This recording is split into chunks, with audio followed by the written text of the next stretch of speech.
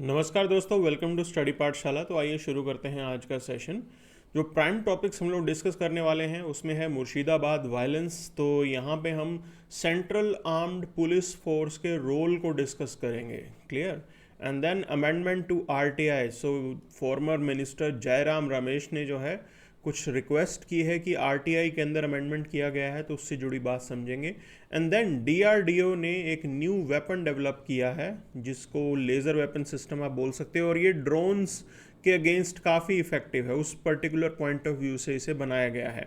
Then bats को monitor करने के लिए, उनको ज़्यादा जानने के लिए जो है एक ये सिस्टम है, बैट इकोमॉन बोलते हैं इसे। और गवर्नर के कंडक्ट के ऊपर आज एक एडिटोरियल है। So these are the 5 topics that we are going to cover in detail. तो शुरू करते हैं आज का सेशन, और आज मेजर न्यूज़ पे चढ़ते हैं कि फ्रंट पेज पे खबर क्या है। सो सीएपीएफ जो है वो डिप्लॉय कर दी गई है मुर्शिदाबाद के अंदर, ये प्राइम खबर है हमारी। और ये वायलेंस हुआ किस लिए कि वक्फ बोर्ड जो आ रहा है, वक्फ बोर्ड एक्ट आप बोल सकते हो, तो उसका फ्यूचर क्या होगा, कैसे उसे इम्प्लीमेंट किया जाएगा, पब्लिक उसे एक्सेप्ट नहीं कर रही है। तो उस केस में ये वायलेंस था। अब सिचुएशन को जो है ईज डाउन करने के लिए वहाँ पे सेंट्रल आर्म्ड पुलिस फोर्स को डिप्लॉय किया गया है। सो अब इसको थोड़ा डिटेल में देखेंगे। तो प्राइमरीली जब आप सीएपीएफ की बात करते हो, हम मेजरली उनको इन 7 डिफरेंट एजेंसीज के बीच में डिवाइड कर लेते हैं। तो एक ये होती है Assam rifles, okay, border security force. Border security force ज़्यादातर, मतलब ज़्यादा क्या, प्राइमरीली डिप्लॉयड है पाकिस्तान और बांग्लादेश बॉर्डर के अराउंड, ठीक है, ये इनका प्राइम टास्क है। सीआईएसएफ जो हमारी इंडस्ट्रियल एसेट्स होती हैं उनकी सिक्योरिटी के लिए होती है, तो एयरपोर्ट सिक्योरिटी होगी, बहुत सारी फैक्ट्रीज़ हैं वहाँ पे सीआईएसएफ डिप्लॉय की जाती है। Then CRPF, central reserve police force. तो यहाँ पे लॉ एंड ऑर्डर अगर कहीं पे बिगड़ता है तो सीआरपीएफ को डिप्लॉय किया जाता है, ये सेंटर की फोर्स आप बोल सकते हो है।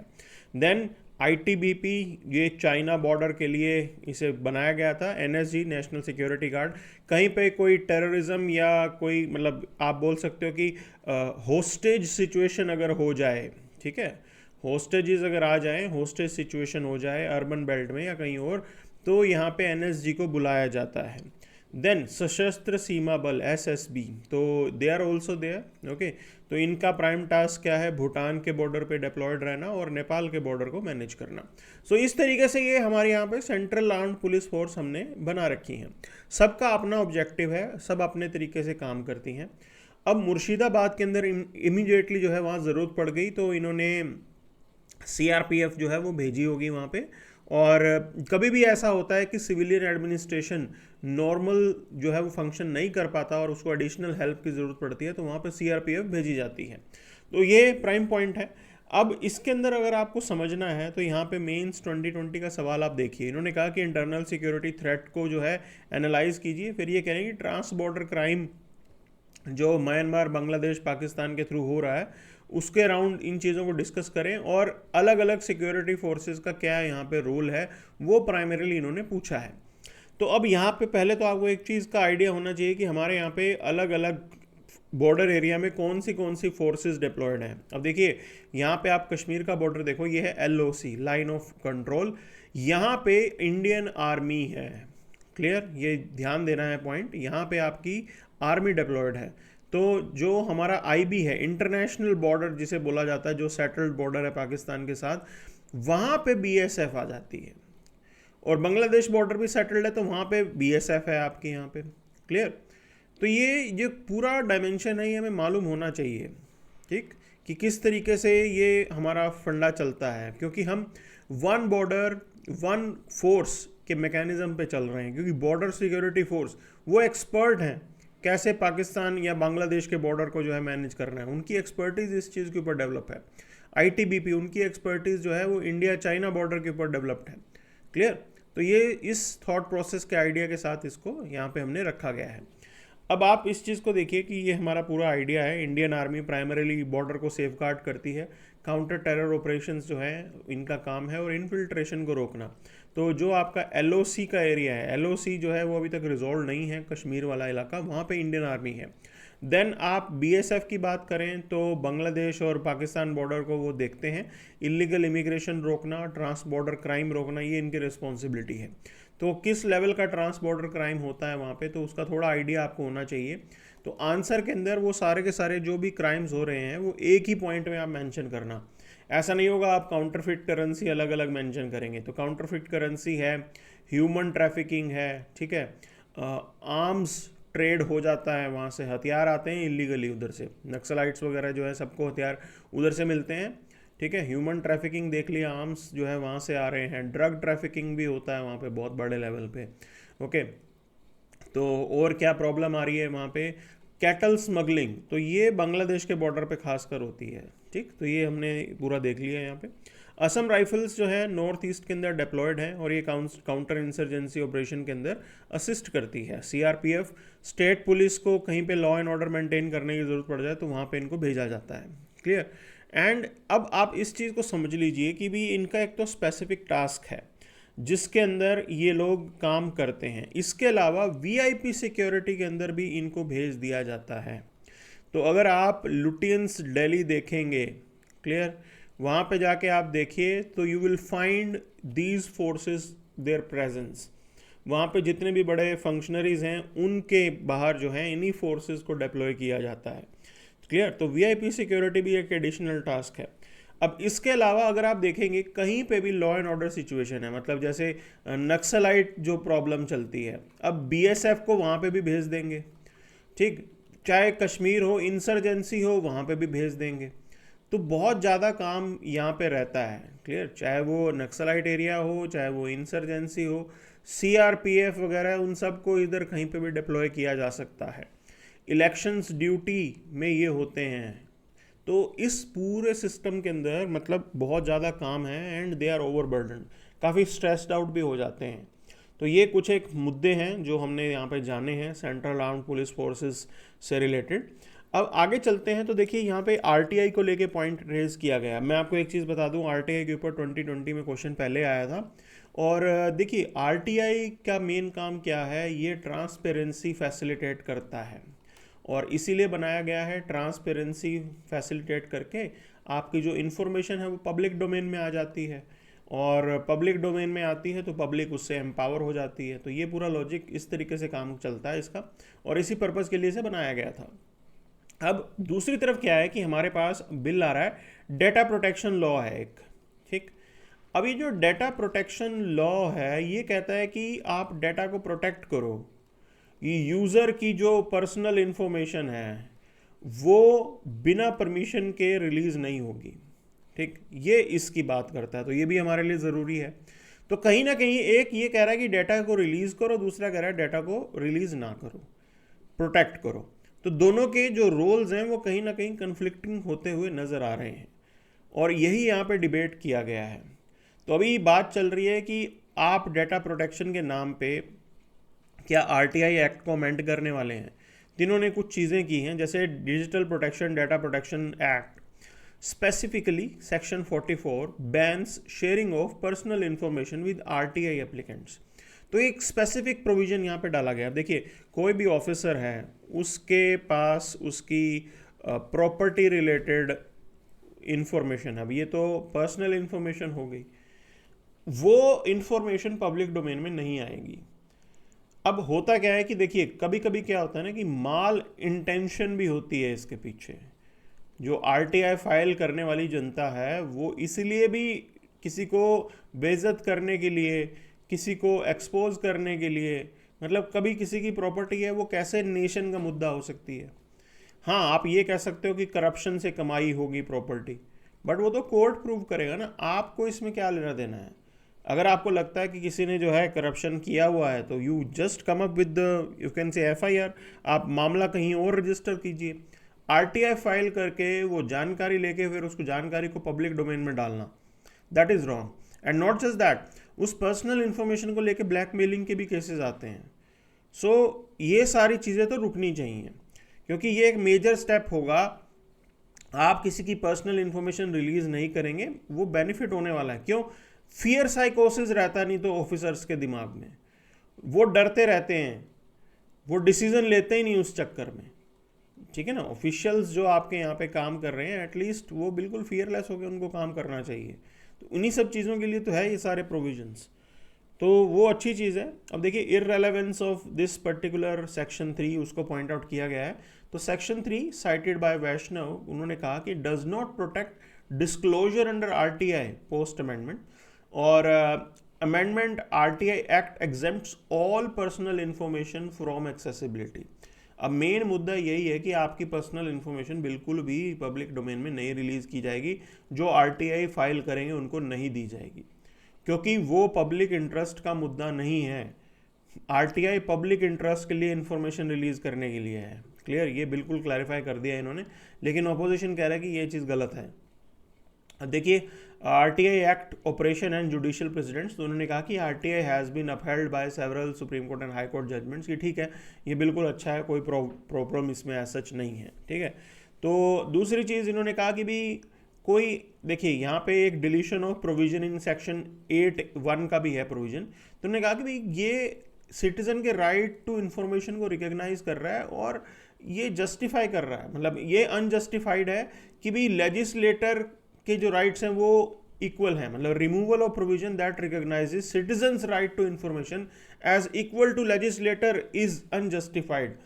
पहले क्या होता था, सिटीजन के जो इन्फॉर्मेशन मिलेगी वो सिटीजन के पास जाती थी और लेजिस्लेचर जो है उनको भी इन्फॉर्मेशन मिलती है, तो पहले वो इक्वल कर रखे थे राइट। अब ऐसा नहीं होगा, मतलब सिटीजन के पास वो इन्फॉर्मेशन नहीं होगी, बट लेजिस्लेटर्स जो हैं उनके पास वो इन्फॉर्मेशन एडिशनली हो सकती है। तो उस चीज़ को कहा कि ये तो अनजस्टिफाइड है कि आप कैसे इनइक्वालिटी लेके आ रहे हैं। Definitely it will be contested in the court, इसको कोर्ट में ले जाया जाएगा, वहाँ पता लगेगा कि क्या इसमें रहती है। सो डीआरडीओ ने ये लेज़र वेपन सिस्टम टेस्ट किया है, तो 30 केवी इंटेंसिटी की लेज़र जो है इसका इस्तेमाल करके आप किसी फ्लाइंग ऑब्जेक्ट को टारगेट कर सकते हो। ठीक, प्राइमरीली हमने क्या देखा यहाँ पे यूक्रेन रशिया वॉर के दौरान कि बहुत ज़्यादा मात्रा में ड्रोन्स का इस्तेमाल हुआ, और ड्रोन्स को आप ऐसे टारगेट नहीं कर सकते बिकॉज वो ड्रोन्स जो हैं वो आपके फोर्सेस के बहुत नज़दीक आ जाते हैं, और हमारे यहाँ पे सुसाइडल ड्रोन्स का भी इस्तेमाल उन्होंने किया है, तो उसमें प्रॉब्लम हो जाती है, मतलब वो खुद ब खुद ड्रोन जो है वो फोर्सेस के बीच जाके अपने आप को कोलैप्स कर लेगा। अब इस चीज़ को रोकने के लिए ये एक टूल अवेलेबल है। मैं आपको एक चीज़ और बता दूं कि ये लेज़र वेपन सिस्टम इंडिया से पहले यूएस, रशिया और चाइना ने डेवलप किया है। ठीक, हाई इंटेंसिटी लेज़र का इस्तेमाल किया जाता है। इसकी इफेक्टिव रेंज क्या है, अभी एट प्रेजेंट 5 किलोमीटर तक के उड़ने वाले फ्लाइंग ऑब्जेक्ट को डिस्ट्रॉय कर सकता है। चाहे आप बोल सकते हो कि अभी के लिए हम इसका इस्तेमाल ड्रोन के लिए करेंगे, बट सिर्फ ड्रोन नहीं होगा, कोई फाइटर जेट है, कोई और मिसाइल्स आ रही है, तो उनके लिए भी आप इसका इस्तेमाल कर सकते हैं। ठीक, तो मिसाइल को डिसेबल करने में, ड्रोन को डिसेबल करने में, या बाकी प्रोजेक्टाइल्स जो आ रहे हैं उनको। अब एक चीज़ और समझनी है कि इसके बाद इसका एक अपग्रेडेड वर्जन सूर्य नाम से हम लोग लाने का सोच रहे हैं, वो 3000 kV का होगा।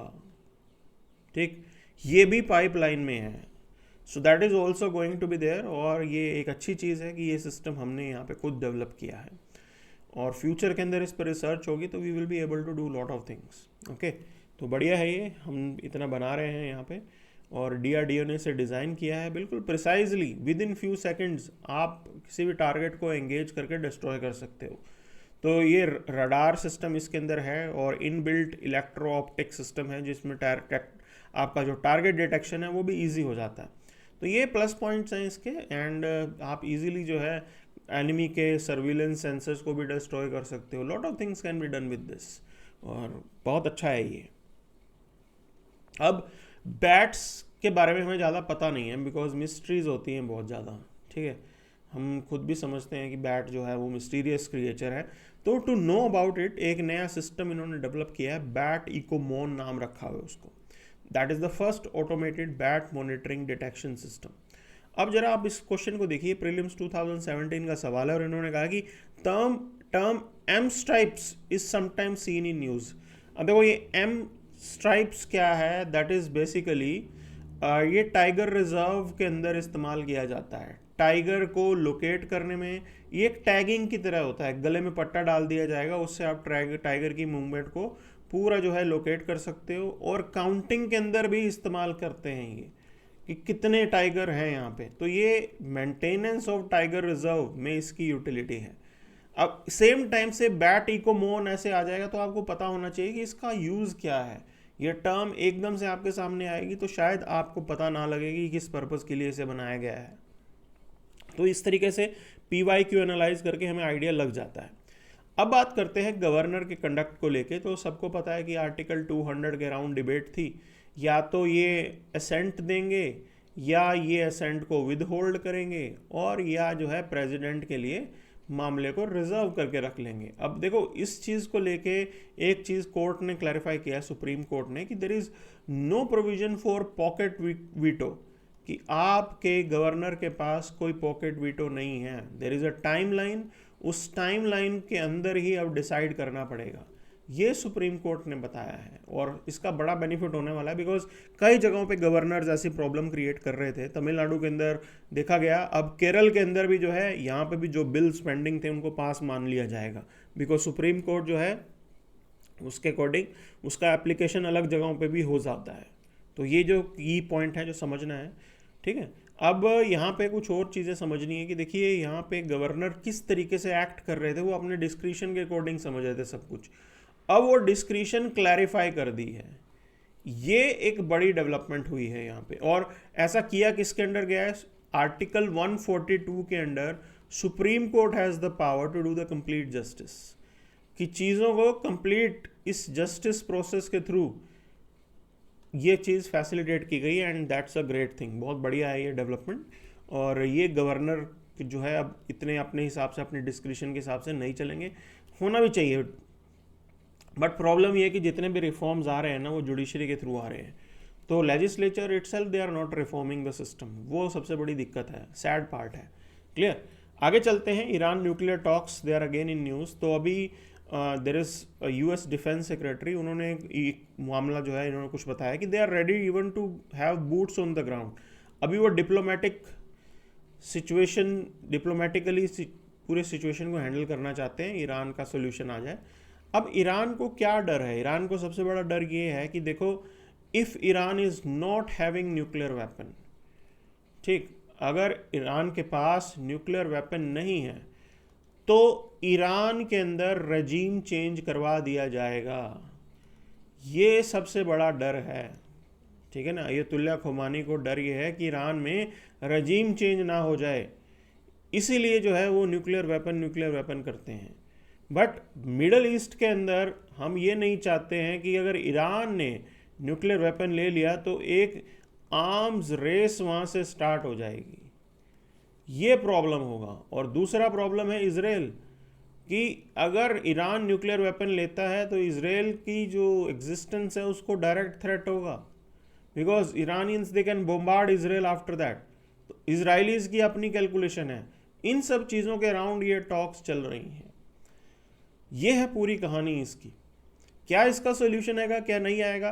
क्योंकि इसके अंदर इस टॉक्स में इश्यूज क्या क्या होंगे। इश्यूज ये हैं कि US चाहता है कि ईरान सिर्फ न्यूक्लियर मुद्दे पे बात ना करे, न्यूक्लियर वेपन के अलावा जो प्रॉक्सी वॉर चलता है उसके ऊपर भी बात करे, जो मिसाइल डेवलपमेंट ईरान में चल रहा है उसके ऊपर भी बात करे। वो तीनों मुद्दों के ऊपर बातचीत करना चाहता है। ईरान का टेक बिल्कुल सिंपल है, that these are for nuclear weapons, nothing else, कि भाई ये पूरी डील के अंदर हम न्यूक्लियर वेपन डील करेंगे और कुछ भी नहीं करेंगे, ये इन्होंने कहा। नाउ इजराइलीज वो ये कहते हैं कि मामला तब होगा जब US के इंस्पेक्शन के अंदर, उसकी देख रेख के अंदर ईरान की जो न्यूक्लियर फैसिलिटी है उसको डिस्ट्रॉय किया जाए। तो जब तक ईरानियन न्यूक्लियर फैसिलिटी डिस्ट्रॉय नहीं होगी, इजराइलीज जो हैं वो किसी भी हालात में इस पूरे सिस्टम को नहीं मानेंगे।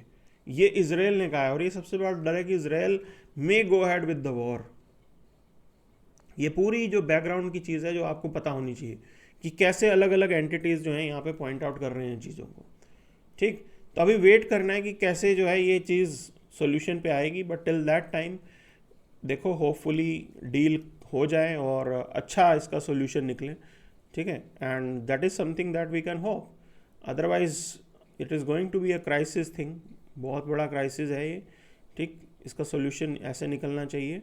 अब देखिए, Kerala temple open sacred space to all sections, ये पहले क्या था, कुछ स्पेसिफिक कम्युनिटीज़ के लिए रिस्ट्रिक्ट कर रखा था। मैं आपको ये बता रहा हूँ कि like even after more than 75 years of your independence हम अभी भी वही डिबेट कर रहे हैं। We are doing the same debate.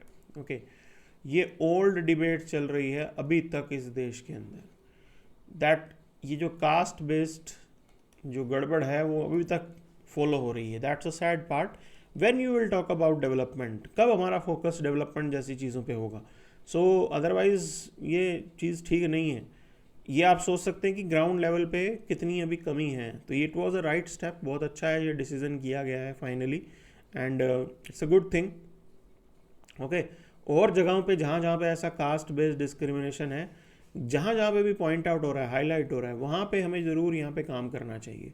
So there is a good export opportunity, India smartphone export to US to get tariff edge over China. क्योंकि अब देखिए यहाँ पे इंडिया से जो सामान वहाँ जा रहा है वो 20% सस्ता होगा एज़ कम्पेयर टू चाइना, तो हमारे लिए एज है। So they way be placing more orders. Okay, but it's a good thing, अच्छा हो रहा है जो ये सब हो रहा है, हमारे बिजनेस को थोड़ा फ़ायदा होगा यहाँ पे। And other than this, so there is highways को रिजुवनेट करने के लिए 10 लाख करोड़ इन्वेस्ट करेगी सरकार। So it's a great thing, बहुत बढ़िया है ये सिस्टम जो यहाँ पे हो रहा है। ओके, तो इंफ्रास्ट्रक्चर अगर होगा तो उससे इकोनॉमी बूम होगी। ये आप बोल सकते हो ये कैपिटल एसेट्स क्रिएट करना है, कि आप सिर्फ प्रेजेंटली 2-4 साल का सोच के चीज़ को नहीं करते। एक आप हाईवे बनाते तो उस 20-30 ईयर्स तक उसकी अच्छी शेल्फ लाइफ रहती है। So that is what we are going to achieve out of it. Clear? So ये सारी चीज़ें हैं जिसका हमें थोड़ा ज्ञान होना चाहिए। Okay, so this is what we have for today. Thank you very much.